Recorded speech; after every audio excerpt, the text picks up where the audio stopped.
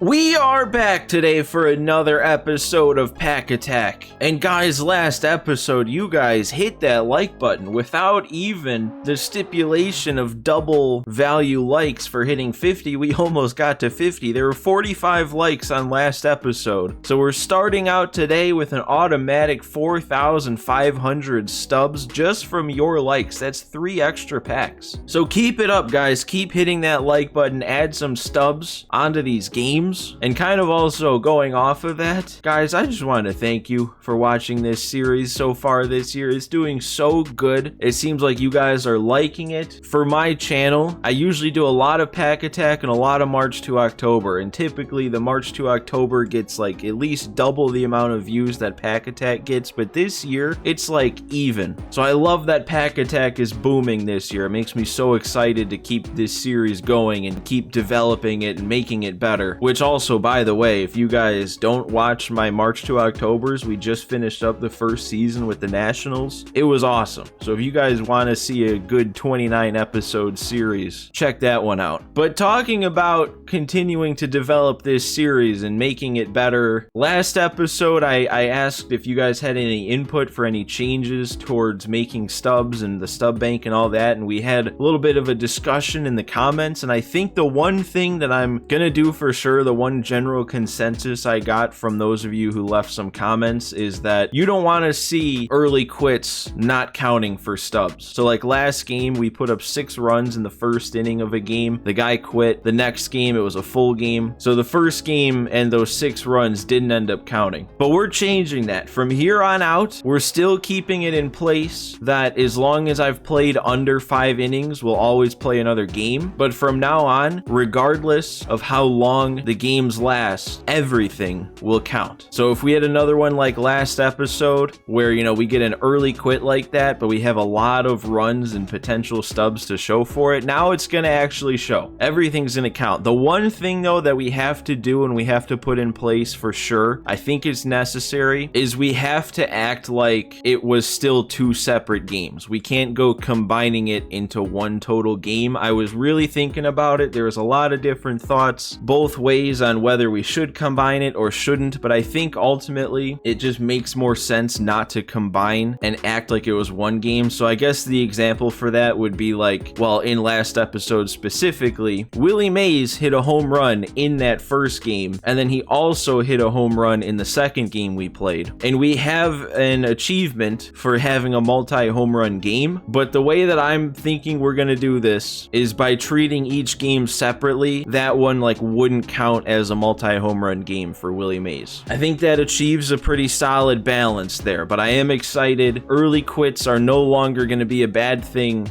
at all. It's all going to be positive, and it should get us a substantial amount more stubs, especially if we get early quits. The one other thing though, and the biggest change that I actually wanted to think about, nobody really had any input on any changes to the stub bank, but I was thinking about ways to potentially add more stubs to the stub bank so we could actually get some of these special packs quicker. And as I was brainstorming, I was thinking, man, it is a stub bank after all, and banks, they give out interest, right? So why shouldn't our stub bank be paying us interest? And we already have a percentage system with the multiplier that adds a certain percent onto our stubs at the end of each game. So I think we just use that as a multi-purpose, and whatever our multiplier is at the end of a game will also be, I guess, the interest rate of the stub bank. So in between episodes, I'll still be selling everything, adding stubs to the bank, which by the way, we did sell some ranked rewards last episode and added a nice 12,160 stubs to the bank. So our new stub bank total is up to 36,045. But now, after every game and after our new multiplier is tallied, that will be the point that we accrue interest in the stub bank. So like, for example, last episode, before selling our stuff in between, we would have been at 23,358 stubs in the stub bank, and our multiplier was basically a 16% boost to our stubs from the game. But if we're gonna do it this way and have that also be 16% interest for the stubs in the bank, our bank just from the percentage interest would have added an extra 3,737 stubs. And I think I like this idea because it's not gonna add like a ridiculous amount extra stubs per episode, but it will be a nice little boost to our stub bank stubs, and it'll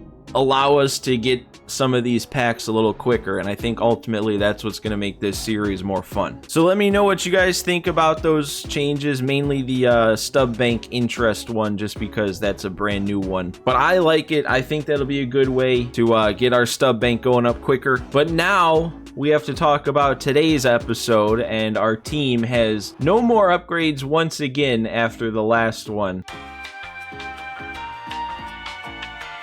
The only change I'm making is Sean Murphy's kind of been cold lately, so I went back to JT. I figured we have 2 diamond catchers that are the same rating, so if one of them's getting cold, we can just swap in the other one and see if that one's any better. We're going to be able to use 99 Lance Lynn today, so our team will be at full strength, which is good because we are moving up in our rating here, man. We are at a 616 rating right now, so we're getting up there. Honestly, at this point, who knows? We might not even have a ton of early quits from here on out just because we're at higher ratings. So guys, as we load in here, I just want to ask, if you haven't yet subscribed to the channel, go ahead, hit that subscribe button. I stopped the rating window right at 699, so we are getting pretty close to having to play on Hall of Fame. We got to go up against DeGrom today, and this guy's all 99 team. I think I saw that new Frank Thomas in there too. He's got a 28-12 record. All right, we are moving up in the ratings. Definitely. This is definitely going to have to be a game where we lock in because we are probably overmatched.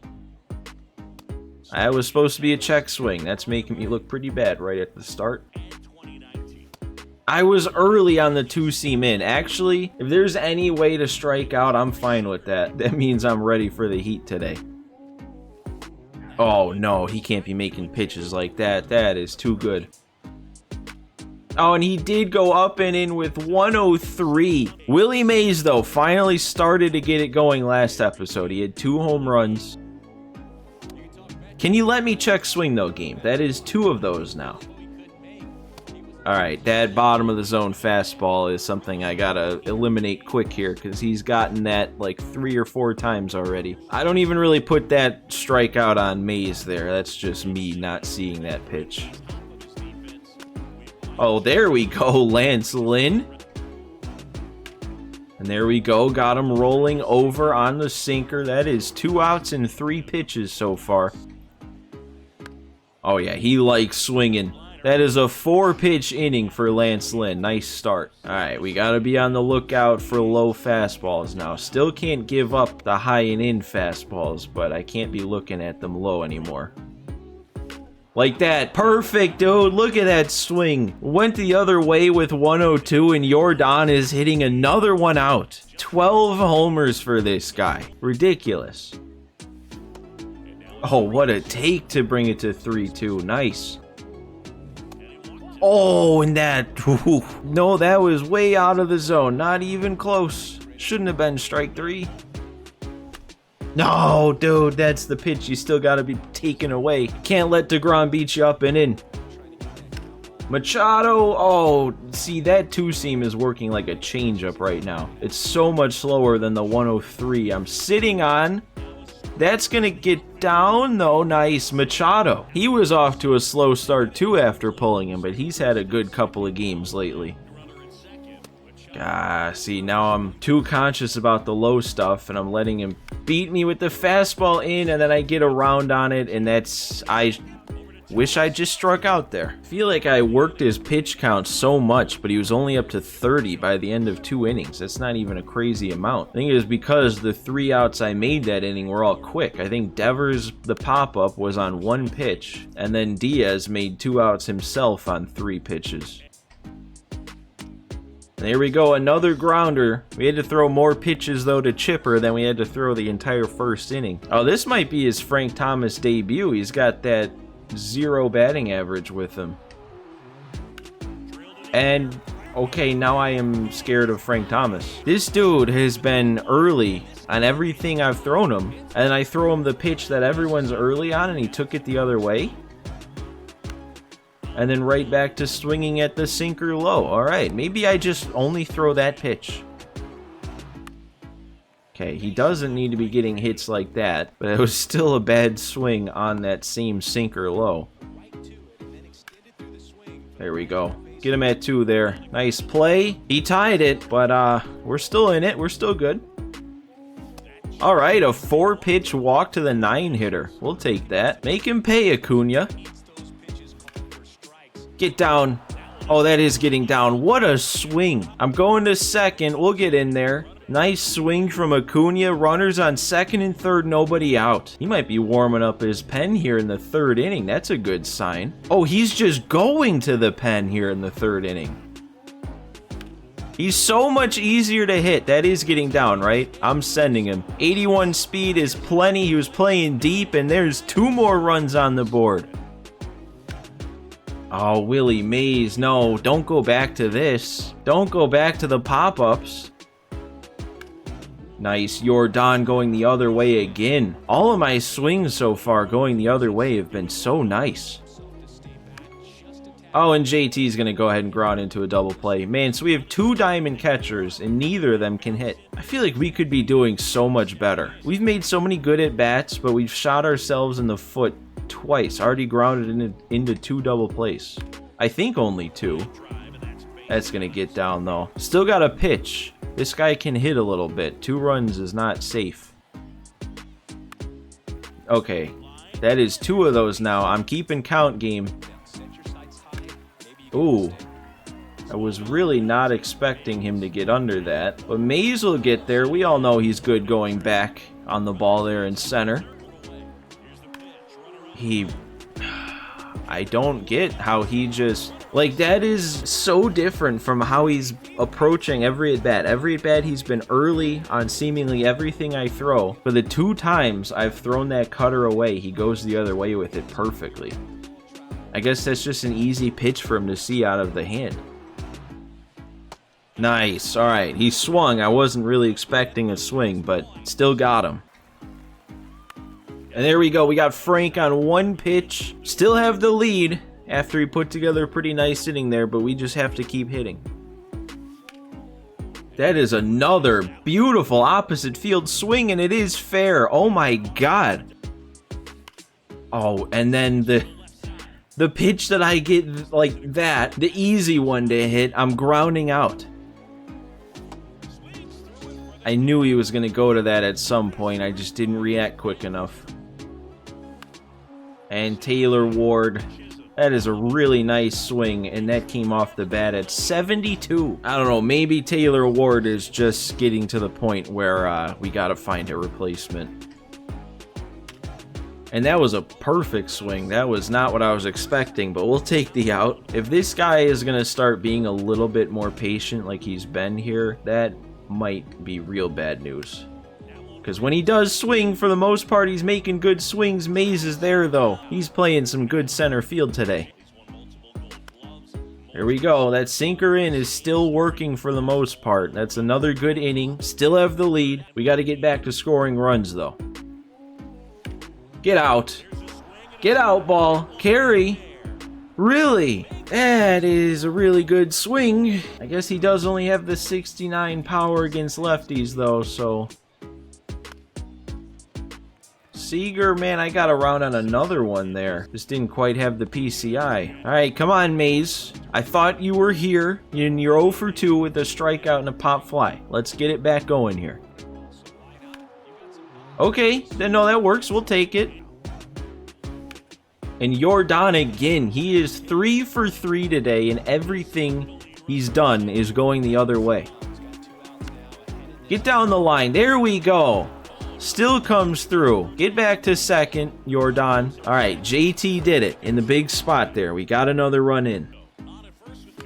Oh, and I popped it up, dude. We're not getting the huge inning here. I'm getting guys on base. We're getting runs here and there, but we need to, like, break through. Man, don't. How? He makes the best swings on the most unexpected pitches. Can we get him at second at least? Oh, we did. Okay, I thought we didn't. Left that. Of all the cutters he's hit, that's the one he should have done damage with, and he popped it up to the pitcher. No, don't let these grounders get through. At least that one makes a bit more sense, and it was a better swing, but it's still out of the zone. That's... Oh, come on. And Acuna had no shot to make a good throw on that one. That meter was tiny. There we go. Another one weak, actually to a glove. Back to only a one-run lead. That's why we need a big inning. Get through. Nice. Another nice opposite field swing. Ah, and I tried to go the other way again. I was just a little under that one. And that... Oh, he didn't hit that harder? Really? I thought that was a gapper to score a run. I don't know how much more we can get out of Lance Lynn here, just because I feel like every inning this guy sees him a little bit better, and now we're just, you know, starting to get low-ish on energy. See, and even that pitch now he's making a better swing on. That should be a double play, though, finally. Finally, with all the ground balls he's hitting with runners on base, we turn 2. Alright, there we go. That was a nice quick inning, keeping it where it's at. Get through this shift. Come on, help me out, game. 36 speed, he's on. Ooh, he's going to 99 Kenley in the 7th? Yeah, 7. Come on, Mays, make him pay. Or hit into a double play. That works too. Great job, Willie, carrying the team with that bat. Oh, that was a perfect cutter. I wish I would have made Kenley throw a few more pitches, because now I feel like he's just going to be able to throw another inning. Really? Again, it's the pitches that I least expect a good swing on is the ones he does make a good swing on. Honestly, both of us going the other way today. The only thing we should do to each other is work inside and make us pull it, because we keep hitting it the other way. See, when he pulls it, that's just an easy little fly ball. Can we get him at third here? He was flat-footed, man, with if he got behind it, used his full arm strength, we might have gotten him. Oh, that is so huge of a pop-up there to keep him at third. Now he needs a hit to drive him in. And he's gonna get that base hit on that. On that. Oh, no. No, that's not how this is gonna go. You know what? We haven't done this yet. Just go up and in. This is the first time I've gone to that all game, and it sits him down. Big pitch. It is completely tied across the board here. 4 runs, 11 hits each.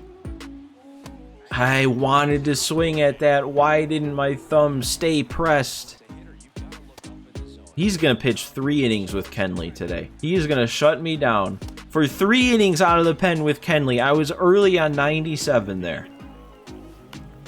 1 pitch out is not what we need. He is totally about to go 3 innings with Kenley. I'm going to stick with Lynn here to start this inning, but we have Raleigh Fingers warming up. I mean, there is no need to even try to make a better swing or lay off on that pitch when you're going to get as many weak bloopers as this guy is. That's so far below the zone, it's inside, and he just continues to get rewarded for it. For a second, I thought that was dropping in too. That should be 2. Right to Machado there. We barely got him. But Lynn gets us through 8. Keeps the score tied. We got to score here. I don't want to give him the chance to walk it off in a tie game. 8-9-1. He is sticking with Kenley. There's no reason not to. How much energy does he have? Half? Okay, just be patient. Or if we get a pitch to hit, swing at it, but hit it harder than that. I mean, how can I be patient when everything he's throwing is over the plate? I just can't time it up and make a good swing. Acuna! Oh my God, what a swing. The perfect to straightaway center the no doubter with 2 outs in the inning. He just goes 450 dead center.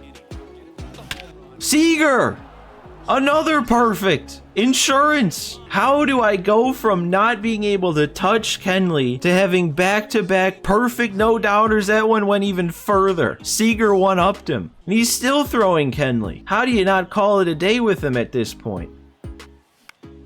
Probably because Willie Mays coming up to the plate and you know he's going to pop it out to the outfield. But we got our 2 runs. We got the lead. We got insurance. And we have Raleigh Fingers. This is the exact reason why I went to Raleigh Fingers out of that captain pack. We need the guy to come in and shut it down in this exact situation, and we have him.